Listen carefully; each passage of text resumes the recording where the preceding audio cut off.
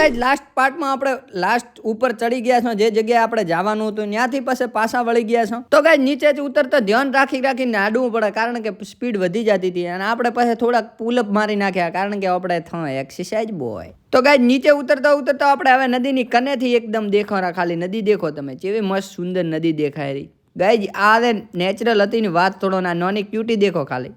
Guys મન તો કરતો હતો કે હું જ રહી દઉં, પણ હવે શું કરવા, મેળ ના પડ્યો ને રહેવાનો કોઈ ને. ગાઈઝ પબ્લિક જેટલી આવે એ તમે દેખો ખાલી, બધા ખુશ છે ને આપણે ખુશ તો. તો ગાઈઝ નદીની પેલી બાજુથી આપણે આ બાજુ આવ્યા ને આપણને જોવા મળ્યા લાઈવ પેઇન્ટર, દેખો ખાલી જેવી મસ્ત પેઇન્ટિંગ દોરી છે. તો એમ મિત્ર માટે એક લાઈક તો બનતા હે. અને ગાઈઝ આ ક્યુટ બેબી આપણા વિડીયોમાં આવીને હાય બોલે, દેખો ખાલી.